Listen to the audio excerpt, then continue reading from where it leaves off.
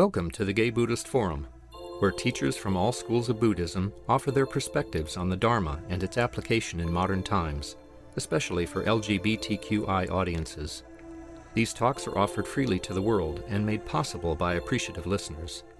If you would like to support our efforts to share the Dharma with underserved audiences, please visit gaybuddhist.org. There you can donate, find a list of upcoming speakers, or enjoy many hundreds of these recorded talks dating back to 1996.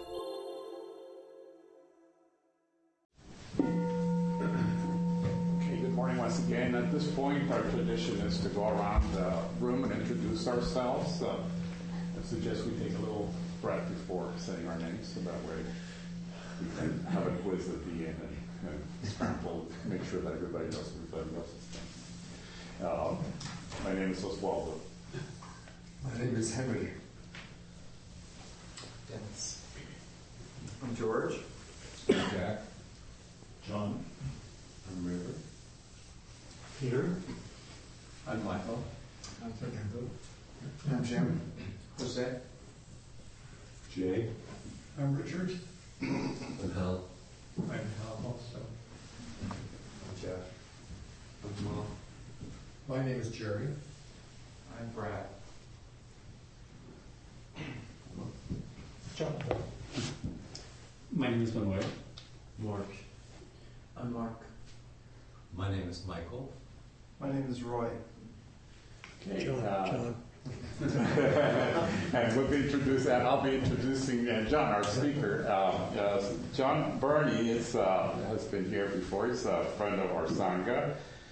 He's the author of a book entitled Ordinary Freedom, which I guess the general theme is the unfolding of the natural wakefulness that we all have.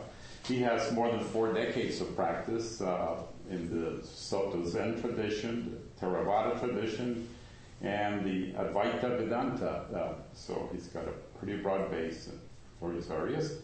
And he's also a healer and teacher of somatic embodiment, things like the Alexander technique or Qigong. So without further ado, let me introduce our speaker, Jon Bernie. Welcome, John. Thank you. Thank you. So first I want to say I'm sorry I was late this morning. I got lost. I thought I remembered how to get here, but anyway, it's good to be back. I first taught in this space, I think probably 20 years ago, maybe. I was teaching meditation courses for the Harvey Milk Institute. We'd have like 4-week classes, and we'd have different locations. So this was one of them. I really liked the space. It was really nice. Been here, I think, for a long time. Haven't you? Yeah. How long is... Now, I actually... I don't know if you guys remember Tommy Dorsey, his son. Mm-hmm. He and I are very close. We were at Zen Center together and Tassajara together. He and I and Billy Graham, did you remember Billy? Mm-hmm. He was one of the founders of the Sisters of Perpetual Indulgence. I think he was the Mother Superior. And he was also a teacher of TM. And the 3 of us started the first gay Buddhist group. It was like, and we used to meet. I think we called it. Did we call it Maitri? I don't remember. But eventually that led to the Harcourt Street Zen Center, and there was one gay Buddhist group, and then there was a split, I think. And so, yeah. Anyway, here's some history.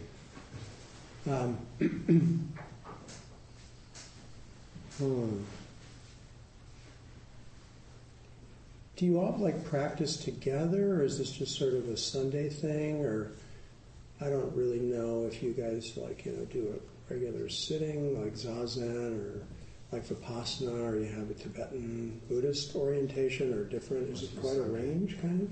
Just to get a sense. Just Sunday and non-denominational.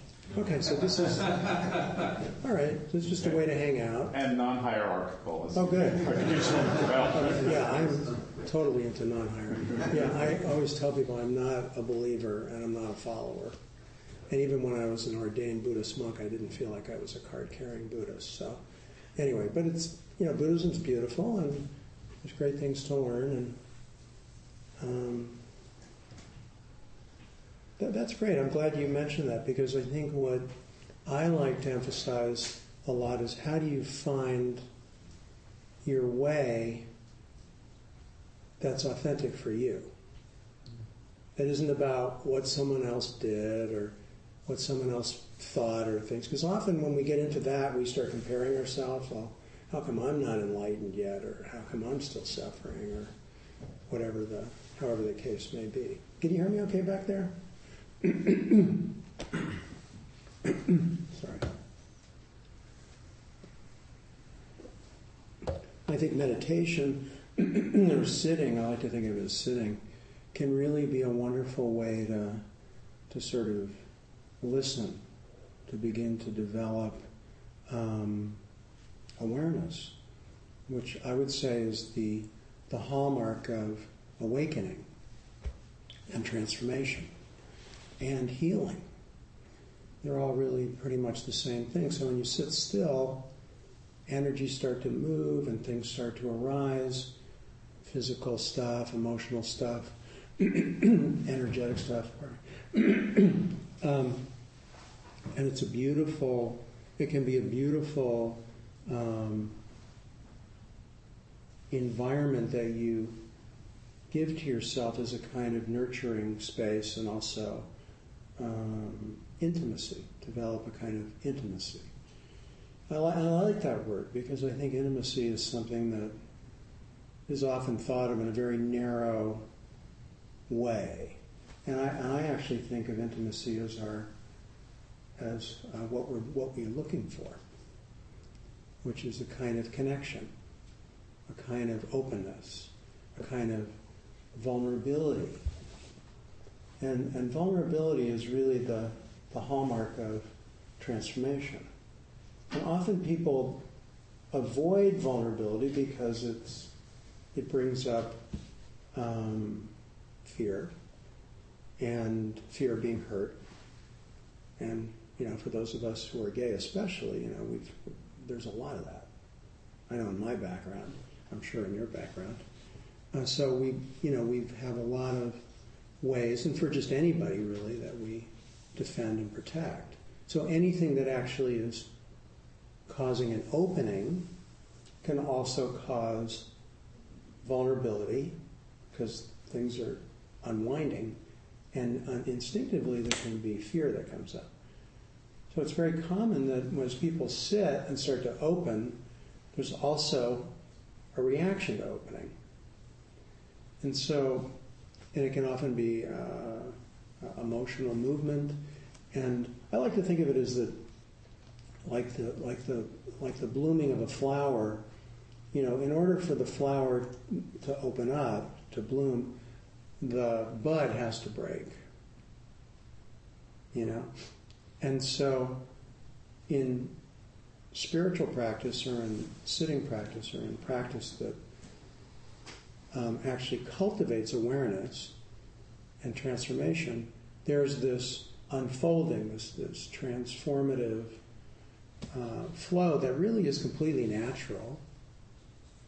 And awakening and being at peace is really completely natural. It's not like, for the people with the right karma, or, the right beliefs or something like that. Are you following me? Am I making sense? Okay, I just want to make sure I'm not going off track somewhere. And like, what the hell is this guy talking about? You may think that anyway. That's good. We'll have time to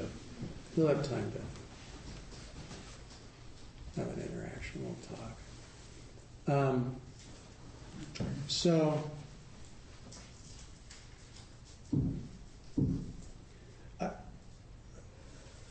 I have found over the years that the approach that really works is one of, particularly in our culture, is one that really engenders tenderness and sensitivity and kindness and forgiveness and compassion and love, because we're very hard. I know that I used to, meditate like it was the Olympics, like Zen Olympics. And in those days, it really was kind of like that, back in the early 70s.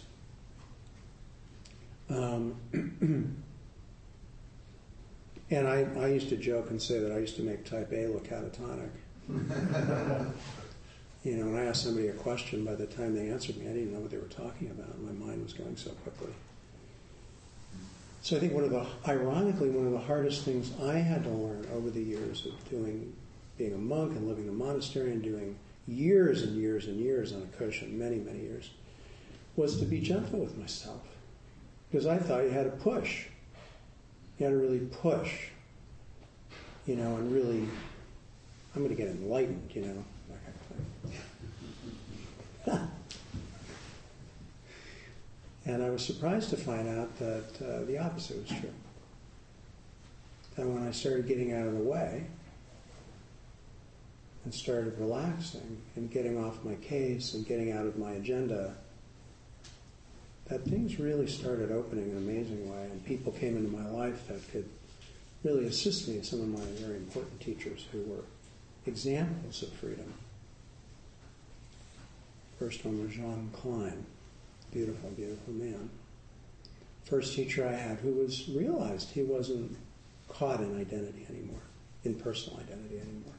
And he was a very developed human being, Eastern European, and he had been a concert violinist and a musicologist and a medical doctor. And he was on the last train out of Germany into France before the Nazis closed the border. And he went off to India to get out of Europe and found a teacher and popped. Became a wonderful teacher of mine, important teacher way back in the 80s, and early 90s. Anyway. Just a little background stuff.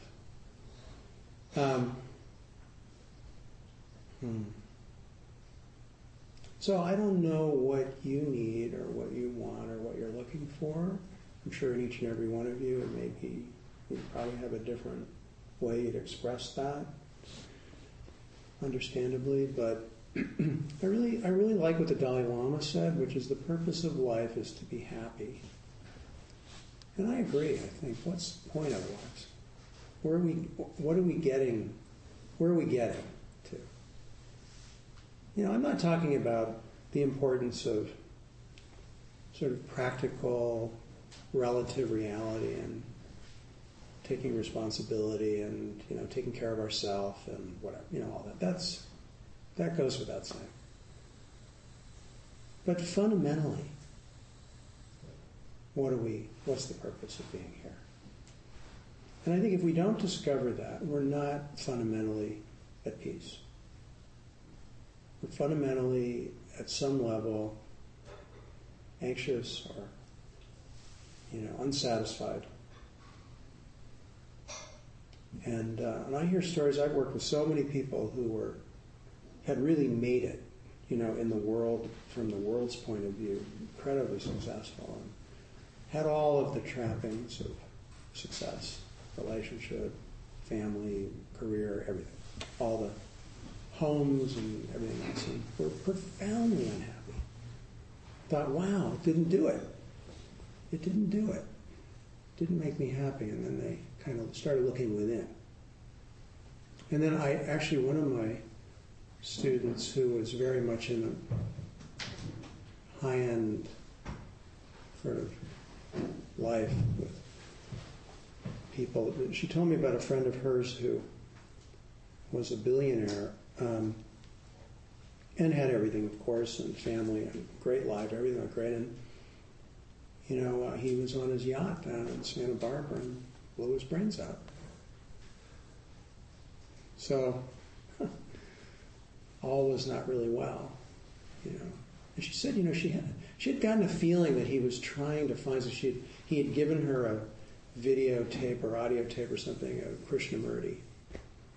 And Krishnamurti was a wonderful inspiration to me way back when I was starting out my path and freedom from the known. And my mom and I went and saw him at the Masonic Auditorium, I think, when I was 18. And I was really impressed with him. I don't know if you ever saw him, but man, what energy, huh? What a beautiful being. Beautiful. Beautiful being. And he was like, they wanted him to be the avatar, the Theosophical Society. And he said, screw that. I'd rather be a truck driver than an avatar. I love that. He was right on. Just really a great example. And I think it's good for us to have good examples, I think that's what helps, is to be able to have contact with people who actually are finding the way, not just, spewing out some, spiritual platitudes, but who are actually authentically vibrating on that frequency of harmonized alignment and peace. And when you hang out with people who are like that, you start to get like a contact high kind of thing. They call it, in Buddhism it's called transmission. But it isn't verbal. It's actually, I like to think of it as a kind of psychic download. It's like you have a built-in router, and it picks up the psychic Wi-Fi, and it just goes right in. It doesn't really go in. What it really is actually is more like a mirror. So what happens is that as you start to open and experience what we call presence or light or awareness, if you're with others who are also conscious like that, you'll start to feel something, almost a kind of power, vibration, intimacy, connection. Do you know what I mean? Yeah. It's the spirit. It's the spiritual, right? Or it's what Buddha called emptiness, really. He knew what it was too. Obviously he was. Different traditions use different words, but they're all saying the same thing when you get up to the place where there's no more tradition, where you go beyond the tradition. And that's really, even Dogen, who brought, Zen from China to Japan in 1200 and developed the monasteries there, said, those who were sincerely practicing would do well to conceal the fact that they're Buddhist. In other words, if you're identified with it, that's not it. So really what we're working on is moving beyond identity. Moving beyond personal identity as what we are. Not that we don't realize that personal identity is a perfectly functional, useful, structural, practical reality, right? But that what we're really finding, that intimacy, that opening, that flowering actually leads us to what might be called selfless identity, the so-called no self, non-dual, or presence, or divine, or whatever you want to call it. It's moving into that vastness of openness. So that's really what enlightenment or freedom is really about, simply personal identity releasing and moving into expanded reality as what one is. Now, I don't know if any of you have ever read Nisargadatta Maharaj. Didn't he write I Am That? Any of you know that book? Or Ramana Maharshi, if you're familiar with his work. Eckhart Tolle is a great example of my dear friend, and I don't know if you know Adyashanti, but he's a really close friend of mine. He wrote the foreword to my book, and introduction to my book, and also married me and my husband. So, which was awesome. Anyway, he was a Zen, had Zen background, but also kind of has. And Zen is really fundamentally non-duality. Zen is really, or even Dzogchen in the Tibetan tradition, it's the same thing where you go beyond really the structure of the teaching. That's why in Zen there's the teachings, if you see the Buddha on the road, kill him. You've heard that, right? Or, burn the scriptures, kill the Buddha. That's all it means. It's just don't be identified with the form. So, in Zen, there's those famous Zen stories where the meditator is sitting on the cushion and he's busting his ass and he's really sitting hard, and the teacher comes and sits next to him. Do you know this one? And he starts making this racket. And the student looks over and he sees that the teacher's rubbing 2 bricks together. And he goes, "What are you doing? Why are you doing that?" He goes, "Well, I'm making a mirror." He goes, "You can't make a mirror by rubbing 2 bricks together." Oh no, I forgot to tell you the first part of the story. I'm so sorry. The teacher came over and says, "What are you doing there?" He goes, "I'm meditating. I'm sitting. I'm becoming Buddha." He goes, "You can't become Buddha by sitting." And then he started. So he says, "Well, you can't make a..." All right, you got it. I'm sorry. I didn't actually... That's the way people I tell screwed jokes. it up. I completely screwed it up. Anyway, yeah, you can't make a mirror by rubbing 2 bricks together. You can't get enlightened by meditating. Well, then why are we sitting here? I mean, that's the follow-up question. Then why are we meditating? Why the hell are we doing it? Well, that's the call. I mean,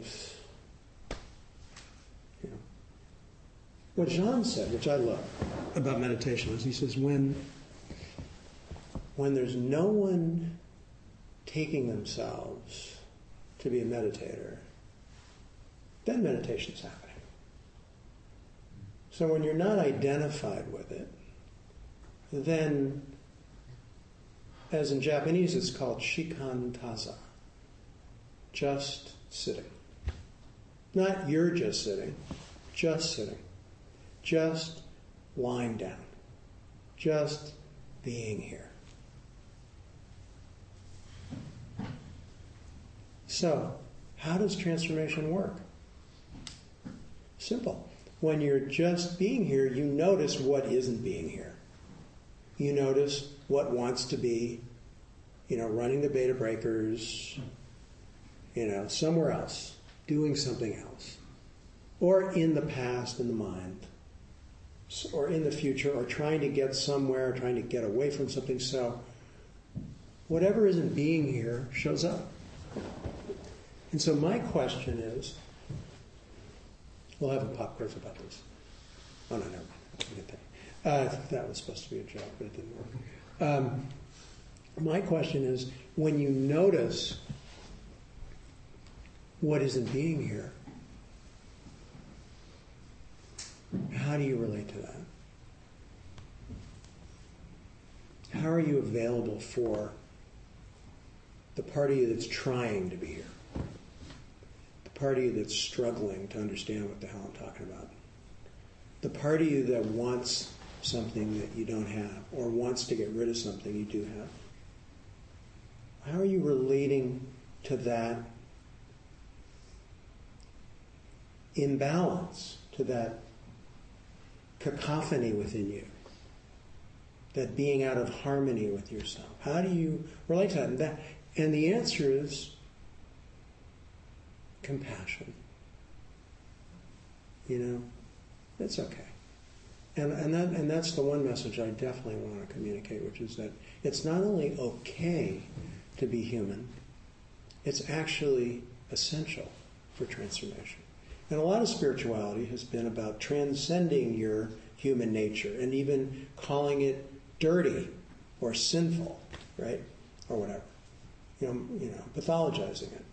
And so people become repressed. Well, I'm not an angry person. I can't have anger. That's wrong. And so the anger implodes and it causes other problems, or acting out in some way.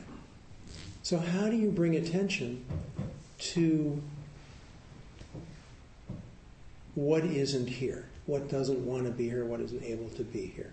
Because once you can bring attention to that with compassion and awareness, that begins to release itself and dissolve back into this fullness. It's like as if you took an ice cube and dropped it in a glass of warm water. Now the ice cube, you might say, well, I'm an ice cube. I'm cold and I'm hard and I'm edgy.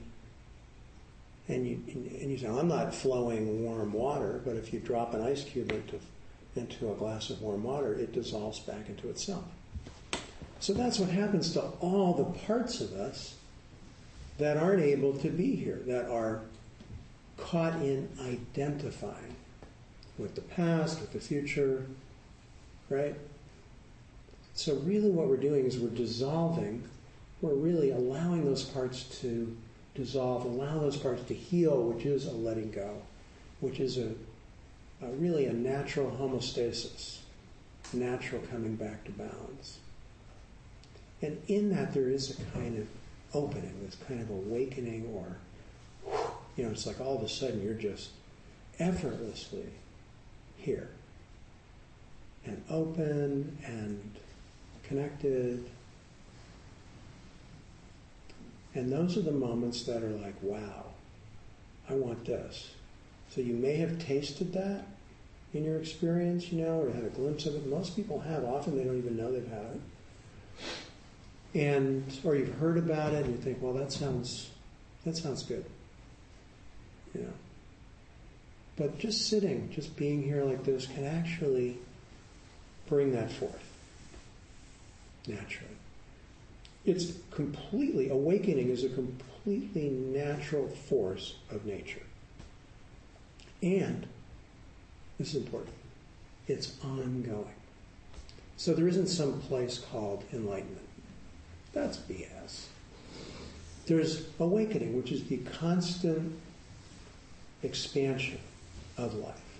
Yes, there are great changes, there are tremendous shifts that people can have that they might call them an awakening experience or enlightenment or whatever, and they may have a completely different relationship in the world after that. But whatever that is that happened keeps happening. Flowering and opening keeps happening because there's nothing in life that isn't moving. Everything is moving. Everything is expanding.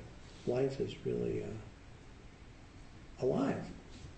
And so awareness or awakening is to become intimate with that aliveness as what we are. And to just really relax and let that be the force of direction in one's life. So, and when that happens, that's a very different kind of life. Very different kind of being in the world.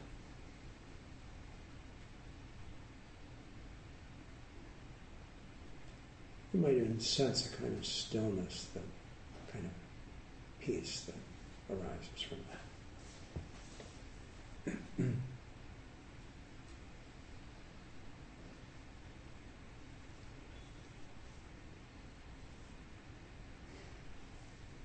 And then we're not so afraid just to be together. It's not even about, there isn't even a thought being together. There's just this closeness. There's just this sense of unified, shared presence.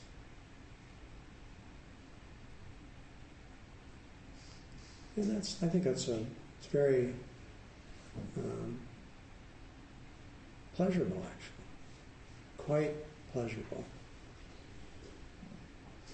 Then every moment becomes really kind of precious or amazing or beautiful. Even simple things. Just this moment becomes fulfilling. Is fulfilled. It doesn't mean you can't have goals and aspirations. It doesn't mean that you're never going to become just a sort of a inert puddle. It means that you can live fully and feel fulfilled, regardless of the circumstances you're in. And we all have circumstances, and some of us have tremendous challenges that we're dealing with on many levels. And it makes all of that so much more possible because there's so much more space and acceptance. Not acceptance even psychologically, because some things psychologically, let's face it, are not acceptable. Right? You know what I mean? But it isn't, but acceptance happens on a much deeper level. So we're not looking to sort of force our attitude into some kind of phony acceptance, but there's a profound acceptance of the opening of the heart that allows everything. That's very different. And it's interesting, many of the people that I've known and been close to even, who were quite realized, were often then became activists. So they were not only really radiant spiritually, but they're out there really fighting the good fight. If anything, it's more possible because there isn't an alienated sense. There's more a sense of even understanding the other side. Like Thich Nhat Hanh, for instance. If you know of Thich Nhat Hanh, the great Zen teacher who has Plum Village in France and who is very active in trying to have communication between the North and South of Vietnam during the Vietnam War. Nominated by Martin Luther King for the Nobel Peace Prize. Beautiful man, beautiful being, great presence. And his books are beautiful too, if you've never looked at them, if you're interested in really simple, clear teaching for practice. Really, a lot of heart. A lot of heart.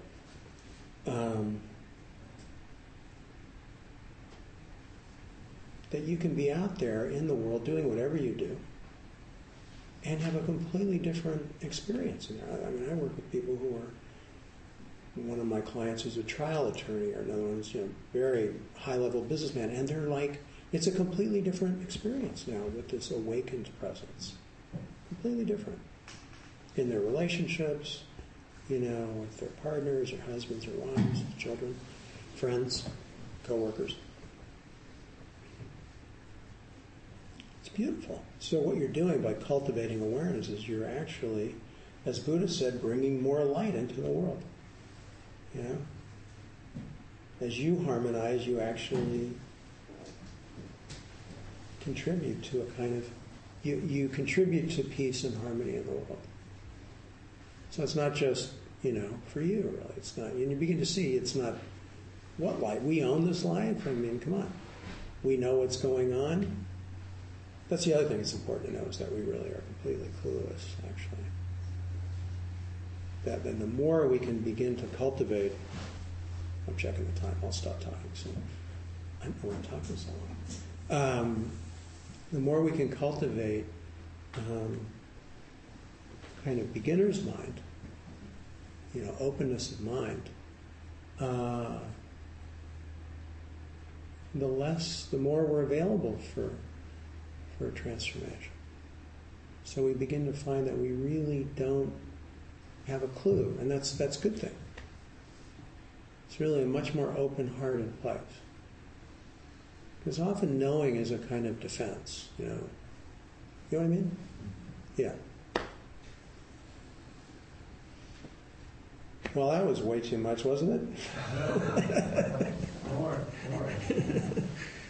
Oh, I need a drink. Water. Well, I'd like to hear from you. We have some time to interact, and you might have questions or anything. Anything. I don't know. Some of you may have been here the last time I was here, but I like to just give a little bit of my background just as a gay person, because I think that that's maybe useful to share. But I grew up in on the peninsula in Burlingame, and I came out in 1969 when I was 16, and I was marching on Polk Street for gay liberation with 100 other people. And a year later, that particular march became the Gay Freedom Parade. So I was very involved in, political action back then, and it was tough. I'm sure some of you were there, right? And seen so much happen here over the last. How many years ago was that? How old am I? Jeez. Yeah. A lot. And now, I'm going to get emotional.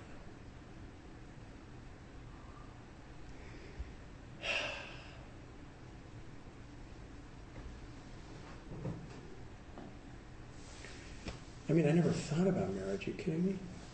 Like, what? And it never made it. First of all, my own parents had such a volatile relationship. I thought I don't want to be like them. So that was part of my aversion. Tissue. And that was part of it. But then, I don't know, I was sort of, left-wing politics, I just didn't understand it. And then my partner, my husband now, is not a citizen. And we were working on, he had a legal status here, but still, the whole green card thing and all of that, didn't have a green card, and it was extremely stressful.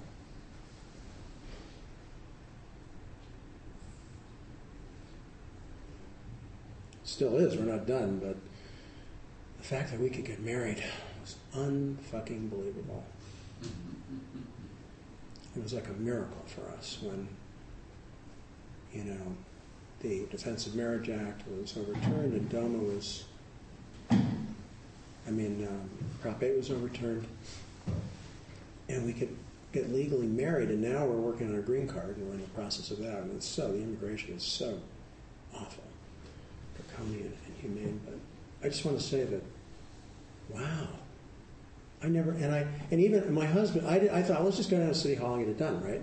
No, I want a whole, he wanted the whole thing. Oh, shit. You gotta be kidding me. Well, we did quite a thing. And you know what? Once we started planning it, something in me just went 180 degrees. And I said to a friend of mine, I said, we've been together for 3 years. We're already married. She goes, it's not the same. And I thought, oh, bullshit. She was completely right. It was completely transformative. Amazing. And we're more in love now than ever. And so, how incredible. And to think, and I'm just, out there in 1969 fighting for our rights. And for all of us who've done that. Thank God. You know what I mean? Really. A little personal. So I like to bring it down. I like the real. We can get out there and spiritual, and it's awesome, and I love it. Retreats are amazing, and working with people as I do is such a privilege, and so beautiful to be a part of people's awakenings. It's unbelievable, and I'm profoundly grateful to be here and to be with you and to be with people who are sincerely seeking and wanting happiness and freedom. And so, anyway, thank you for letting me come and speak with you. And I think we have time. We have plenty of time. We got time, so let's schmooze. Yeah. Thank you so much. You're so welcome. I do feel a psychic transmission. Yeah. I also feel that my life has sort of followed in me in your footsteps. A lot of the things you spoke about are things that I came into contact with. And I do feel like being gay had something to do with finding a spiritual path that allowed me to open. And I did go to the Zen Center early on, like 1966. And oh, wow. learned to sit and everything, but I was still trying to come out at the time, and I somehow didn't find a welcoming atmosphere. But Right. I went to hear Suzuki Roshi speak, and I know that all the times that I came into contact with the various spiritual beings planted seeds in me I can feel that it. allowed me to eventually become more open. I don't know what I was going to say, but I feel it. It's beautiful. Really beautiful. I really feel you deeply, and it's beautiful. Go ahead. I do think that having the Gay Buddhist Fellowship for me is the ultimate path to my spiritual opening. And there's just such a way here to be an open gay man with a spiritual heart that is hard to be out in the gay world. Right. You know, Right. I understand. Yeah. gift. Yeah, thank you. I I was told that I had the first openly gay relationship in the history of Zen Center back, and it was very shocking for me because friends of mine, there were people there who actually wouldn't look at me when they found out I was gay, and some were priests. Yeah. And I'm not going to mention any names, but there were some head priests that I used to go running with in the park back when I was in my 20s, like mid-20s, mid to late 20s, because that's when. And before I came out, and you know, we would go running, and they would be making faggot jokes. And these were, right? Pretty. Not everybody was like that. No, and I know it evolved. I came Yeah. back and found a different environment. Yeah, it certainly evolved, but yeah, we've all been.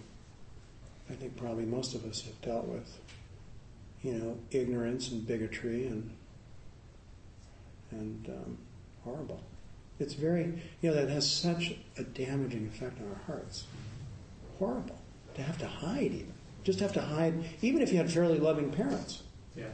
Even if you had a fairly accepting background, still, in some ways, there's this fear of being judged and marginalized or rejected or killed or, you know, really some awful shit. And I think it's, you know, you're right. I think that challenge actually in some ways can, the flip side of it is there's a certain gift that comes from finding out how to be a human being, even with that kind of challenge. Yes. Yeah, please. Jeff. Yeah, thank you, John. I feel very similar really to some of what you're talking about. I was reminded earlier when you were talking about Sylvia Borstein was a teacher at month-long retreat at Square Rock, and she said, you know, make a commitment to meet your experience as you would a friend with kindness. Mm-hmm. And I try to always remember that, and you know, how rarely it is I even sit down with myself. It's like I would with a friend and say, how are you? Mm-hmm. And it's really interesting how we got to gayness and rights and things, and thank you for walking the first, or all your parades. You know, because I did grow up with a truck driver. Where? With the truck driver in outskirts of Seattle, in Alaska before that. I felt really, really different, you know, and really apart. And contrasted with last weekend, I was with some friends of mine in Taos, in Mexico, and we watched the video of Michael Sam's being drafted into football and the kiss that went around the world, and Cochina Verst winning the bearded lady, the Eurovision, and you know, gay marriage. I mean, I said to my brother when I was 13, I am never getting married. I couldn't find any model of something that seemed as pleasant. It was all hell to me. And to be like, I thought after getting married became possible, like, wow, I could actually, maybe I could, you know. And this whole circle of, you know, I felt for a long time that the most painful thing was to be separate from myself and feel it from others.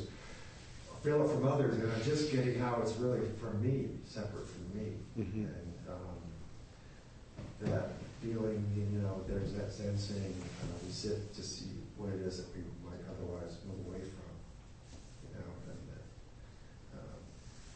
I used to confuse happiness with pleasure when it's really a much deeper sense of well-being and comfort in my own being, you know, that, like you said, how we hold it.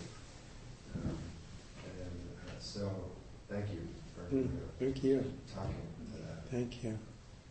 I love that, what you just said about confusing pleasure with happiness. Yeah, that's so beautiful.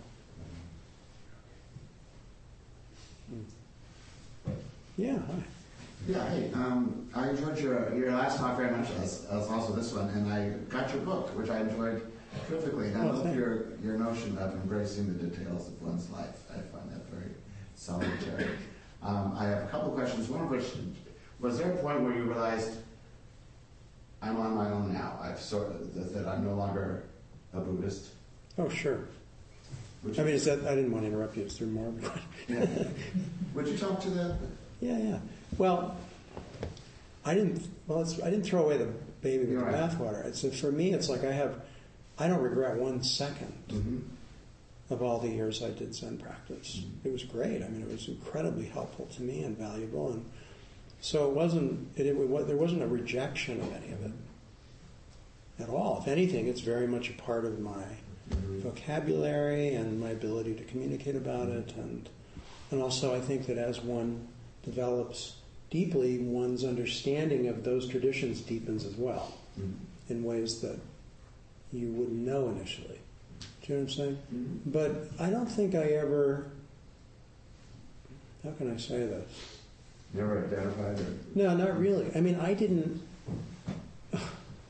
this is kind of an odd example to share, but I remember my dad was, he's passed, both my parents are gone, but my dad was sort of like a he-man.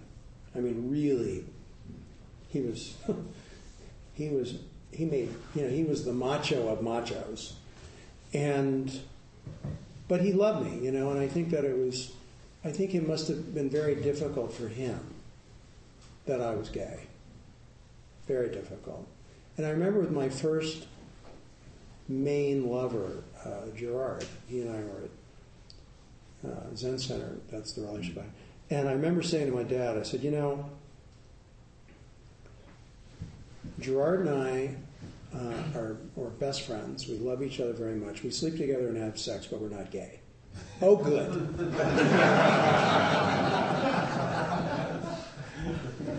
I took away the label. I've always had an aversion to labels. People say, well, how is it to be a Buddhist? I go, I don't know what you're talking about. Like, yes, am I involved in doing Buddhist practice? Yes, but I'm a being. I'm not a Buddhist. You know what I mean? Mm-hmm. I don't even relate to male and female, quite frankly. I mean, yes, that's sort of obvious. But I think there's a difference between, I think freedom is the absence of being identified. So I think as far as, for me specifically with my experience at, Zen Center and moving on, that was a particular kind of development that went over years, where there was, even when I was living at Tassajara, there was a sense of, I feel like something's missing here. And I didn't know what it was. So I just hung with that, and eventually it was kind of like I woke up to something that I realized wasn't being fulfilled, and I went looking for it elsewhere, that's all. But it wasn't really so much a rejection of that. It was more like I needed something else. I love it. Some of us went to see the Dalai Lama the first time he came here in the United States, and he was giving a little talk over at the Nyingma Center in Berkeley. And he wasn't sort of the rock star he is now. And so, it was a small little gathering, and he was chatting, and he was great. I loved him. And he said, he goes, you have so many things here in the West that can help you. He goes, you should take advantage of as much as you can because you need all the help you can get. Right on. Because, when I was at Zen Center, it was Zazen über alles. And if you did anything else, you were looked down upon. I mean, I was back when I first went there in 1970, whatever, early 70s. I was doing yoga. I had learned yoga already, and I was doing a lot of yoga back since I was 18, I think. And I was in what was called the flop room, which is, I don't know what they call it now, but it was this little room off the kitchen. And I was doing my yoga, and the work leader came in. He looks down at me with this kind of, I don't know, nose, like arrogant, like, what are you doing?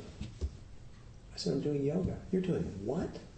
Like back then it was like, no, you don't do yoga. You just sit full lotus, because people believed full lotus was going to get you enlightened, and Many of those people actually ended up tearing the cartilage in their knees and needed to have arthroscopic knee surgery. I'm not kidding. I almost was one of those people. So anyway, I'm going too far off. Don't get me going. I can't. Really. But on that topic, they say there's the analogy that our practice and all of its trappings are the raft that gets you across. Yeah. But then once you're across, you don't drag the raft with you across the landscape wherever else you're going. Yeah, it doesn't mean you don't meditate anymore. It may mean you don't, Right. but it does. But meditation could still be a very beautiful garden you want to hang in. And why wouldn't you use everything at your disposal to I build agree. a raft? I agree. And other stuff. As long, being, it isn't about the practices or the forms. It's whether one's identified in them. That's what suffering is completely linked to belief and identity. Once those are gone, there's no suffering. There's no suffering without belief and identity. Period. There just isn't. So really, that's simple. It's really simple. John, you... Are we supposed to end now? No, we haven't. I was going to ask a question. If I Sure. No, you mentioned earlier about the relationship between freedom, that experience, and the no self experience, where you're not the little container, but you're forgetting about that. That a recent experience. It's recent as yesterday, when I've been puttering around the garden, pulling some weeds, planting some stuff. Hours went by. I wasn't aware of myself. I was just one with the garden.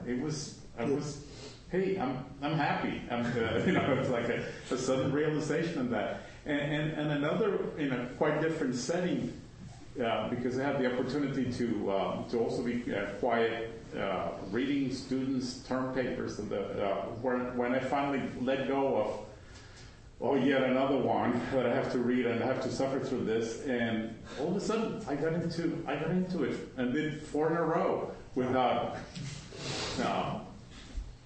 being mindful of my own self, just getting into it. There was corrections of papers being done, but it was just happening. It wasn't me that was doing it, in a sense. Beautiful. Yeah. Beautiful. You prompted those 2 recent memories. That's beautiful. What beautiful examples. Yeah, beautiful examples. Thank you.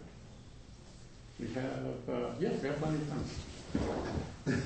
Yeah, my other question was, I'm some people know here how much I struggle with Buddhist philosophy. But my real commitment is to this fellowship. As we meditate together, I feel there is really a very nourishing field that arises, and I believe it. I think if gay men meditated together, the deep stain of internalized homophobia is rinsed. Yeah. Am I not insane about that? I mean, I think absolutely true.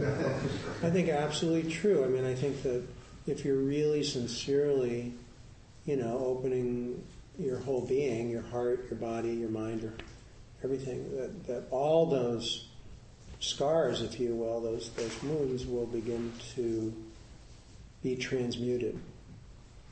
But the group energy is there. Well, I think it can be very helpful to have a group of people that you feel that you can, in a sense, ironically identify with. Because in some sense, when you feel safe, then you can let go of identity. So one can lead to the other, for sure. And I think if you're in an environment where people are together and it's nurturing, that's awesome. That's awesome. It's a lot of heart here.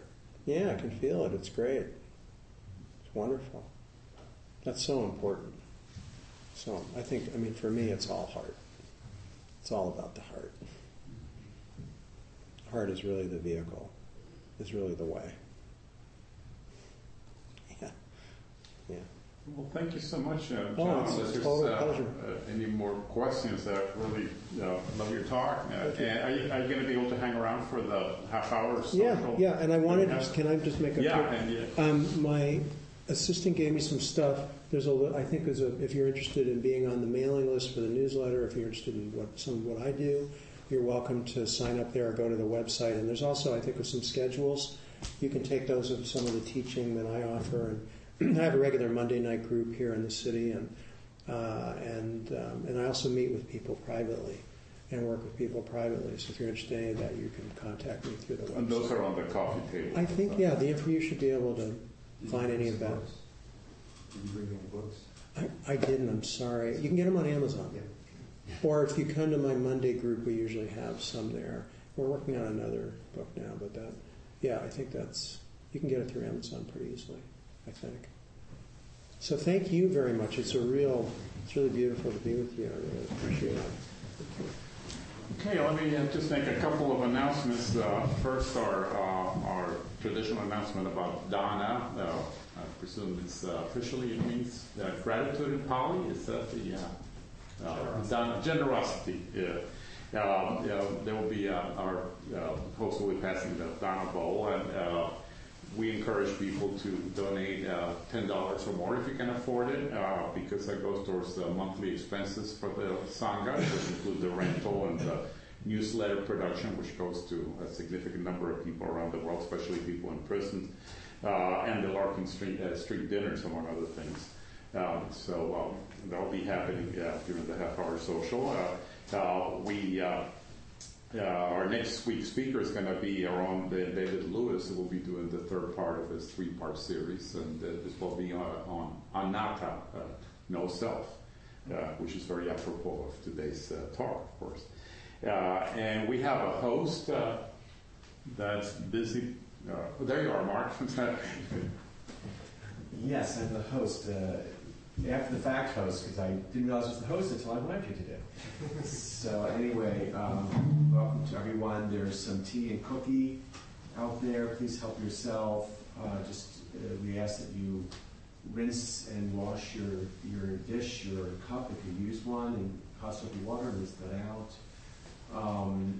The Dana bowl was mentioned. Some of us at 12:30 gather to go out for lunch at the door. Welcome to do that. And there is a sign-up sheet, I think, on the credenza, right to the right when you exit this room. And if you want to add your name to the list, you can do so. I think that's about it. Any other announcements? Usually we have a few from people. I guess it's a smallish crowd today. I imagine that partly due to the traffic and the free-to breakers. Yeah, so you mentioned the Larkin Street dinners that we do once a month at Larkin Street Youth Services. Had to be canceled this time due to lack of volunteers. We only need like 5 or 6 people, but we came up a little bit short. So if you've ever entertained the thought of spending from 2 in the afternoon to 6 on a Saturday, making dinner and serving it, and then actually sitting down and sharing a table with some of the runaway youth and homeless kids there, it's a great experience. So next time you see that message pop up, if you've entertained the thought, please do participate. Where would it pop up? On the email list, if you're not signed up, do that. On our Facebook page, we should put it up there. And if Clint Sider gets your email, he will pester you appropriately. Yeah, by the way, the sign-up sheet is over there on the credenza, so you can put in your email. Okay. Yeah, Peter. Is next Sunday Carnival? It's Memorial Day weekend. Yeah, well, it is Memorial Day weekend, so I would imagine. It's definitely Well, that's good to know. Yes. Because driving into the area becomes. And in particular, crossing, is it Valencia or no, Mission? Crossing Mission is impossible. They have barricades, even by foot, I believe, except for in a few locations. So, yeah, it will take longer to get here for some of us, at least. Thanks for reminding us. Okay, well, it's time to do our dedication of merit. So,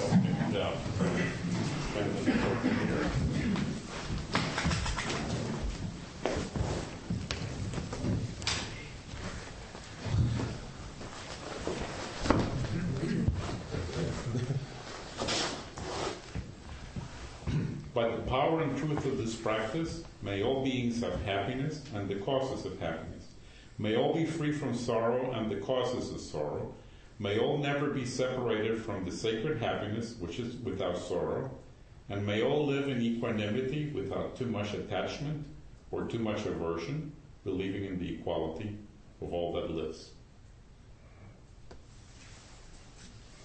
Thank you, John. Thank you. Thank you.